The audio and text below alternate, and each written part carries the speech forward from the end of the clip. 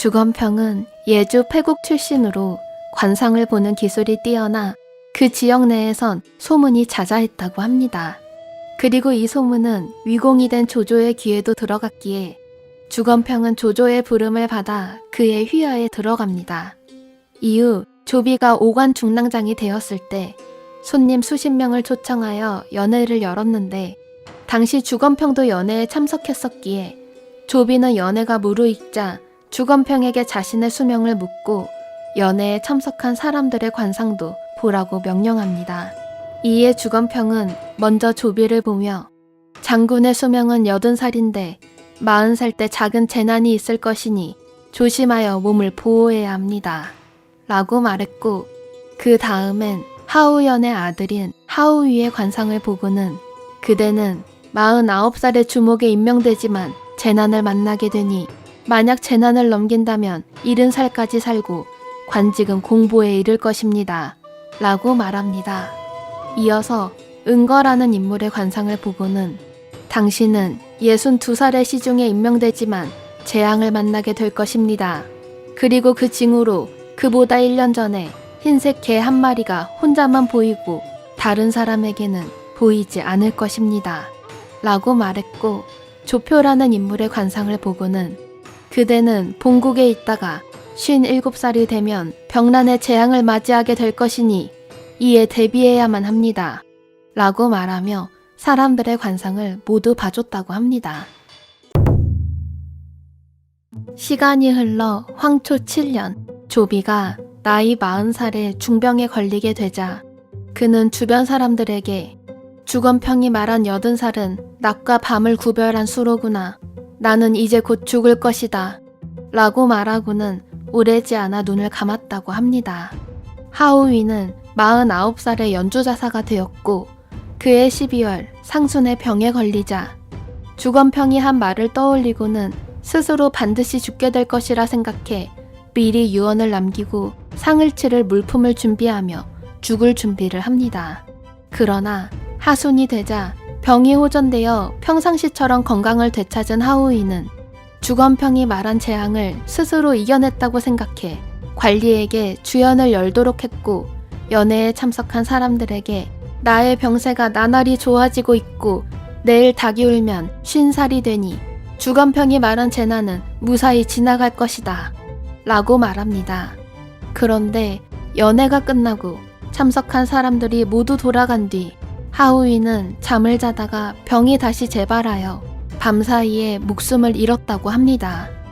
은거는 61세에 시중에 임명되어 궁중에서 숙직을 하다가 흰 개 한 마리를 보게 되었고 이에 주변 사람들에게 흰 개를 봤냐고 물어봤지만 아무도 보지 못했다고 대답했다 합니다.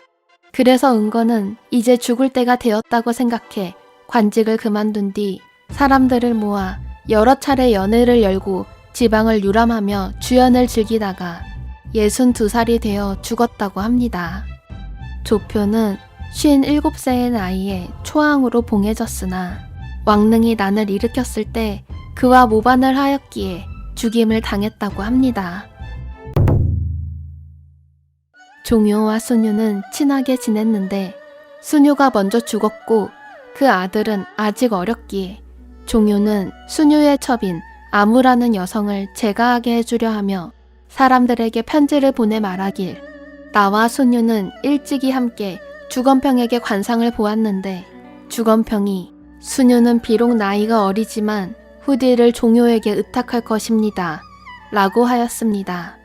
그래서 나는 그 당시 순유에게 농담조로 그대가 나보다 먼저 죽으면 아무를 시집 보내겠소. 라고 말했는데 지금 그가 이렇게 일찍 세상을 떠나게 될 줄 알았겠습니까?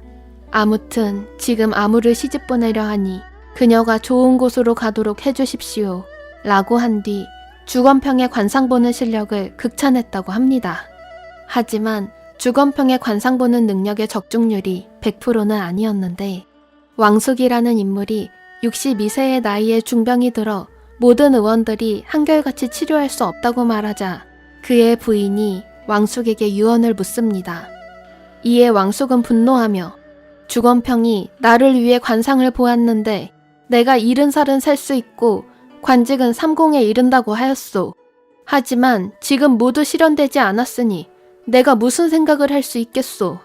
라고 말한 뒤 숨을 거두었다고 합니다. 주건평은 말의 관상을 보는데도 정통했는데 조비가 외출을 하기 위해 말을 준비하라고 하자 밖에서 말을 한 마리 들여보냈고 이 말을 본 주건평은 이 말의 상을 보니 오늘 죽을 것입니다. 라고 말합니다.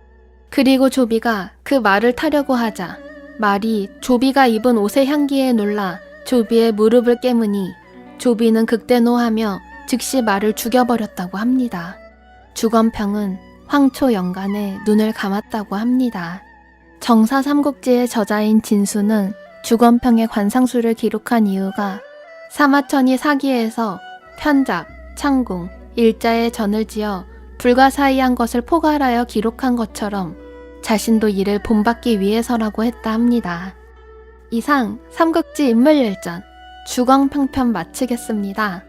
재미있게 보셨다면 좋아요와 구독, 알림 설정 부탁드립니다. 감사합니다.